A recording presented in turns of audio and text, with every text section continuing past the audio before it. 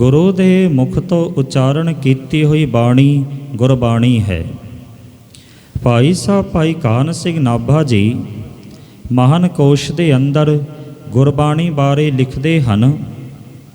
श्री गुरु नानक देव जी ते उन्हां दे रूप सतगुरां दी बाणी अकाली बाणी जो गुरु द्वारा सानू प्राप्त हुई गुरबाणी इस जग में चानण।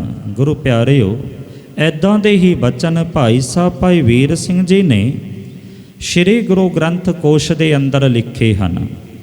भाई साहब भाई वीर सिंह जी लिखते हैं वह बाणी जो गुरु ज्योति तो भगत जना दे निर्मल हृदयां तो उतरती रही, या जो गुरु जोत ने देहधारी होकर के आप उचारी।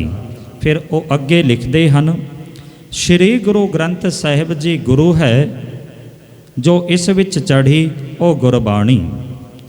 इस बाणी दे अंदर अकाल पुरख दा शुद्ध ज्ञान वर्णित है ते इस दा नाम पक्की बाणी है ते होर कच्ची बाणी।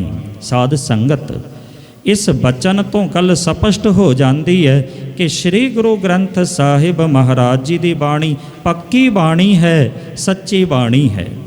ते धन गुरु अमरदास महाराज के बचन आप सारिਆਂ ਨੂੰ चेते होणगे।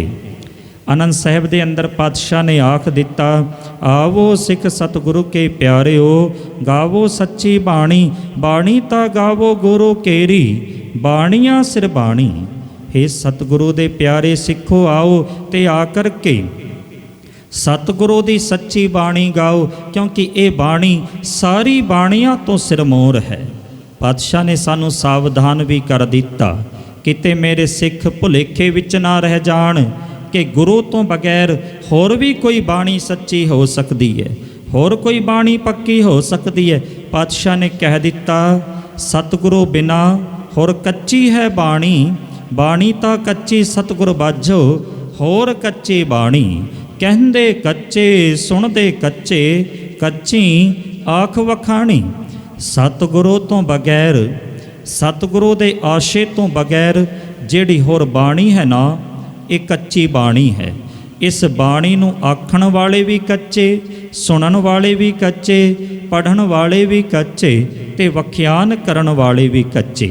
साध संगत ये बाणी आई कित्थों है? गुरबाणी दे अंदर की है? गुरबाणी किन्हां दे हिरदियां दे अंदर प्रगट होई ते गुरबाणी किसने मन्नी? गुरबाणी नूं कौन अपने जीवन का आधार बनाउंदा है? ये गल स्पष्ट करन वास्ते धन गुरु अंगद दे पातशाह महाराज का एक बचन आप जी दे सन्मुख रखदे वां। धन गुरु अंगद दे पातशाह महाराज आखदे ने, अमृत बाणी तत वखाणी। इस बाणी दे अंदर अमृत नक्को नक भरिया होया है। अमृत बाणी तत्त वखाणी। ते इस बाणी दे अंदर तत्त दा वख्यान है, भाव के परमात्मा दे गुणां दा वख्यान है। परमात्मा दे गुणां दी विचार कीती हुई है गुरबाणी दे अंदर। अमृत बाणी तत्त वखाणी, ज्ञान ध्यान विच आई। जिन्हां दा ज्ञान, जिन्हां दी सुरत परमात्मा दी सुरत दे नाल जुड़ गई, जिन्हां दी जोत परमात्मा दी जोत दे नाल एक मिक हो गई, जिन्हां ने परमात्मा दे गुणां दी विचार कीती, उन्हां दे हिरदियां विचों एक गुरबाणी प्रगट होई। अमृत बाणी तत्व वखाणी, ज्ञान ध्यान विच आई। फिर अगे पातशाह आखदे ने, गुरमुख आखे गुरमुख जाति, सुरती करम ते आई। ये बाणी गुरु ने आखी, गुरु ने उच्चारण कीती। गुरमुख आखी गुरमुख जाति ते गुरु ने इस बाणी दे डूंघे भेद नूं समझिया। सुरती करम ते आई ते सुरत वाले लोकां ने जिन्हां दी उच्ची सुरत सी, परमात्मा दी मेहर दे नाल इस बाणी नूं जपिया, इस बाणी नूं अपने जीवन दा आधार बनाया। गुरु प्यारिओ गुरबाणी आत्मा नूं परमात्मा दी प्यारी सद है। ये गुरबाणी साडे अंदर परमात्मा दा प्यार पैदा करदी है। गुरबाणी साडे अंदर तांग पैदा करदी है, तड़प पैदा करदी है। परमात्मा दे मिलाप दी। गुरु प्यारिओ, ये बाणी साडे अंदरों ईरखा दी तृष्णा दी अग खत्म करके साडे मन नूं प्रेम दे नाल ठंडा ठार कर देंदी है। सतगुरु दे बचन ने, अमृत बाणी हर हर तेरी, सुन सुन होवै परमगत मेरी, जलन बुझे शीतल होए मनुआ, सतगुर का दर्शन पाए जियो। ਜਾਂ ਸਤਿਗੁਰੂ ਨੇ ਬਚਨ ਆਖ ਦਿੱਤੇ, ਕਹਿਣ ਲੱਗੇ ਜਿਸ ਮਨੁੱਖ ਦੇ ਹਿਰਦੇ ਦੇ ਅੰਦਰ ਇਹ ਬਾਣੀ ਆ ਗਈ, ਕਹਿੰਦੇ ਉਸ ਦੀਆਂ ਸਾਰੀਆਂ ਚਿੰਤਾਵਾਂ ਦੂਰ ਹੋ ਜਾਂਦੀਆਂ ਹਨ, ਉਸ ਦੇ ਸਾਰੇ ਫਿਕਰ ਦੂਰ ਹੋ ਜਾਂਦੇ ਹਨ। ਧੁਰ ਕੀ ਬਾਣੀ ਆਈ ਤਿਨ ਸਗਲੀ ਚਿੰਤ ਮਿਟਾਈ, ਦਇਆਲ ਪੁਰਖ ਮਿਹਰਬਾਨਾ। ਕਹਿਣ ਲੱਗੇ ਇਹ ਧੁਰ ਕੀ ਬਾਣੀ ਜਿਸ ਮਨੁੱਖ ਦੇ ਹਿਰਦੇ ਦੇ ਅੰਦਰ ਆ ਕਰਕੇ ਟਿਕ ਗਈ, ਤਿਨ ਸਗਲੀ ਚਿੰਤ ਮਿਟਾਈ, ਉਸ ਦੀਆਂ ਸਾਰੀਆਂ ਚਿੰਤਾਵਾਂ ਦੂਰ ਹੋ ਗਈਆਂ। ਸਾਧ ਸੰਗਤ, ਬਾਣੀ ਗੁਰੂ ਹੈ, ਗੁਰਬਾਣੀ ਹੀ ਸਿੱਖ ਦਾ ਗੁਰੂ ਹੈ। ਕਿਉਂਕਿ ਜਿੱਥੋਂ ਸ਼ਬਦ ਆਉਂਦਾ ਹੈ ਨਾ, ਮਨੁੱਖ ਦੀ ਸੁਰਤ ਨੂੰ ਉੱਥੇ ਲੈ ਜਾਂਦਾ ਹੈ। ਜਿੱਥੋਂ ਸ਼ਬਦ ਆਇਆ, ਮਨੁੱਖ ਦੀ ਸੁਰਤ ਉੱਥੇ ਚਲੀ ਜਾਂਦੀ ਹੈ। ਉਦਾਹਰਣ ਵਾਸਤੇ, ਜਿਵੇਂ ਕ੍ਰੋਧ ਦੇ ਸ਼ਬਦ ਮਨੁੱਖ ਦੇ ਅੰਦਰ ਕ੍ਰੋਧ ਪੈਦਾ ਕਰ ਦਿੰਦੇ ਹਨ, ਕਾਮ ਦੇ ਸ਼ਬਦ ਮਨੁੱਖ ਦੇ ਅੰਦਰ ਕਾਮ ਪੈਦਾ ਕਰ ਦਿੰਦੇ ਹਨ, ਲੋਭ ਦੇ ਸ਼ਬਦ ਮਨੁੱਖ ਦੇ ਅੰਦਰ ਲੋਭ ਪੈਦਾ ਕਰ ਦਿੰਦੇ ਹਨ, ਅਹੰਕਾਰ ਦੇ ਸ਼ਬਦ ਮਨੁੱਖ ਦੇ ਅੰਦਰ ਅਹੰਕਾਰ ਪੈਦਾ ਕਰ ਦਿੰਦੇ ਹਨ, ਈਰਖਾ ਦੇ ਸ਼ਬਦ ਮਨੁੱਖ ਦੇ ਅੰਦਰ ਈਰਖਾ ਪੈਦਾ ਕਰ ਦਿੰਦੇ ਹਨ, ਪ੍ਰੇਮ ਦੇ ਸ਼ਬਦ ਮਨੁੱਖ ਦੇ ਅੰਦਰ ਪ੍ਰੇਮ ਪੈਦਾ ਕਰ ਦਿੰਦੇ ਹਨ। ਬਿਲਕੁਲ ਇਉਂ ਨਿਰੰਕਾਰ ਦੇ ਸ਼ਬਦ ਮਨੁੱਖ ਨੂੰ ਨਿਰੰਕਾਰ ਦੇ ਨਾਲ ਜੋੜ ਦਿੰਦੇ ਹਨ। ਤੇ ਗੁਰਬਾਣੀ, ਇਹ ਬਾਣੀ ਨਿਰੰਕਾਰ ਦੀ ਬਾਣੀ ਹੈ, ਇਹ ਧੁਰ ਕੀ ਬਾਣੀ ਹੈ। ਇਹ ਧੁਰ ਕੀ ਬਾਣੀ ਦੇ ਨਾਲ ਜਿਹੜਾ ਜੁੜ ਗਿਆ, ਇਹ ਧੁਰ ਕੀ ਬਾਣੀ ਉਸ ਨੂੰ ਧੁਰ ਦੇ ਨਾਲ ਜੋੜ ਦਿੰਦੀ ਹੈ। ਸਾਧ ਸੰਗਤ, ਜਿਹੜਾ ਗੁਰਬਾਣੀ ਦੇ ਨਾਲ ਜੁੜਿਆ, ਗੁਰਬਾਣੀ ਉਸ ਨੂੰ ਨਿਰੰਕਾਰ ਦੇ ਨਾਲ ਜੋੜ ਦਿੰਦੀ ਹੈ। ਧੰਨ ਗੁਰੂ ਰਾਮਦਾਸ ਪਾਤਸ਼ਾਹ ਮਹਾਰਾਜ ਨੇ ਕਿਰਪਾ ਕੀਤੀ, ਆਖ ਦਿੱਤਾ, ਬਾਣੀ ਗੁਰੂ, ਗੁਰੂ ਹੈ ਬਾਣੀ, ਵਿੱਚ ਬਾਣੀ ਅੰਮ੍ਰਿਤ ਸਾਰੇ, ਗੁਰ ਬਾਣੀ ਕਹਿ ਸੇਵਕ ਜਨ ਮਾਨੈ, ਪਰ ਤਖ ਗੁਰੂ ਨਿਸਤਾਰੇ। ਸਾਧ ਸੰਗਤ, ਬਾਣੀ ਪਰਮਾਤਮਾ ਨਾਲ ਗੁਪਤਗੂ ਹੈ। ਇੱਕ ਵਾਰੀ ਪ੍ਰਿੰਸੀਪਲ ਸਤਬੀਰ ਸਿੰਘ ਨੂੰ ਕਿਸੇ ਨੇ ਸਵਾਲ ਕਰ ਦਿੱਤਾ। ਕਹਿਣ ਲੱਗਾ, ਪ੍ਰਿੰਸੀਪਲ ਸਾਹਿਬ ਇਹ ਦੱਸੋ, ਦੁਨੀਆ ਦੇ ਹੋਰ ਧਾਰਮਿਕ ਗ੍ਰੰਥਾਂ ਵਿੱਚ ਤੇ ਸ੍ਰੀ ਗੁਰੂ ਗ੍ਰੰਥ ਸਾਹਿਬ ਮਹਾਰਾਜ ਜੀ ਦੇ ਅੰਦਰ ਕੀ ਅੰਤਰ ਹੈ? 1 ਮਿੰਟ ਦੇ ਅੰਦਰ ਜਵਾਬ ਦਿਓ। ਜਵਾਬ ਜਿਹੜਾ ਨਾ ਉਹ 1 ਮਿੰਟ ਦੇ ਅੰਦਰ ਦੇਣਾ ਸੀ। ਕਹਿੰਦੇ ਪ੍ਰਿੰਸੀਪਲ ਸਤਬੀਰ ਸਿੰਘ ਨੇ ਜਿਹੜਾ ਜਵਾਬ ਦਿੱਤਾ ਨਾ, 1 ਖਿਣ ਦੇ ਅੰਦਰ, ਉਹ ਕਮਾਲ ਦਾ ਸੀ।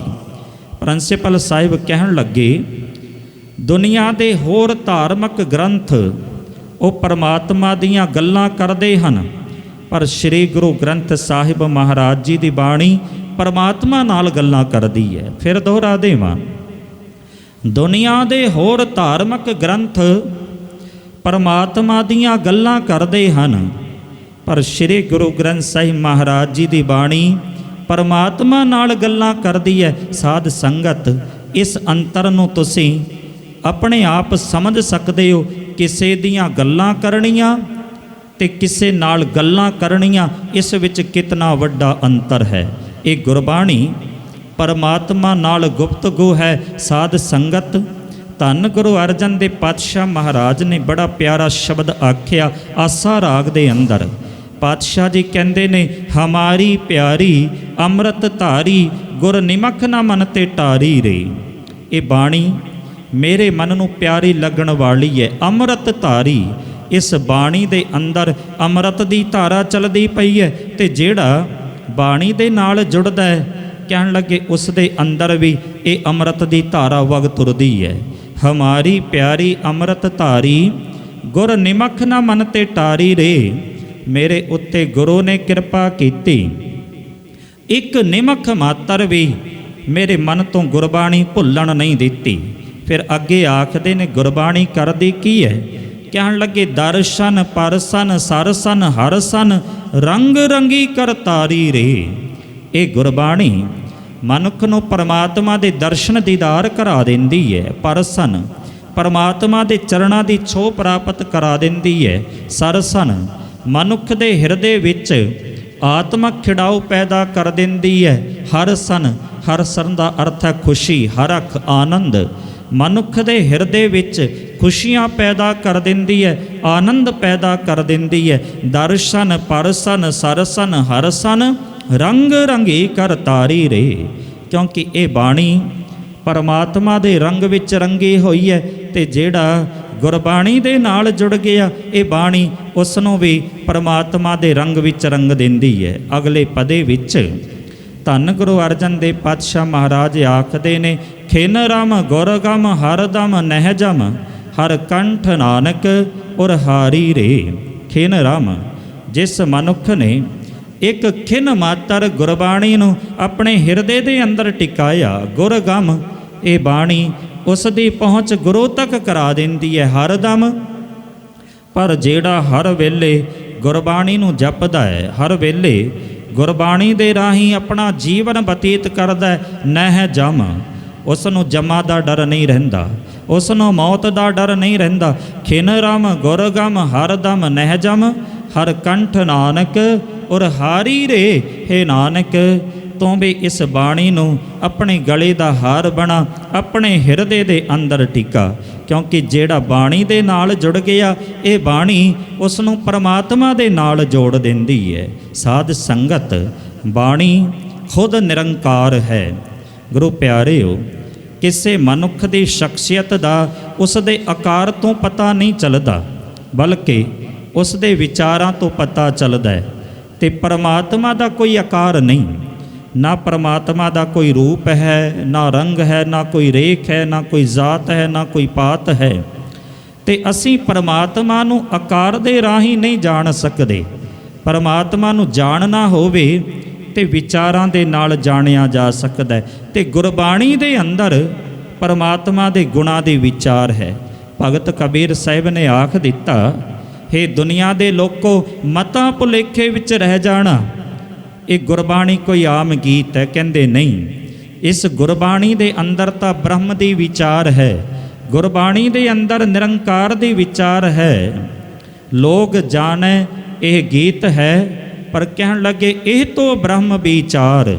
ਇਸ ਵਿੱਚ ਬ੍ਰਹਮ ਦੀ ਵਿਚਾਰ ਹੈ, ਨਿਰੰਕਾਰ ਦੀ ਵਿਚਾਰ ਹੈ। ਤੇ ਜਿਹੜਾ ਨਿਰੰਕਾਰ ਦੀ ਵਿਚਾਰ ਦੇ ਨਾਲ ਜੁੜੇਗਾ ਉਹ ਨਿਰੰਕਾਰ ਤੱਕ ਪਹੁੰਚ ਜਾਏਗਾ।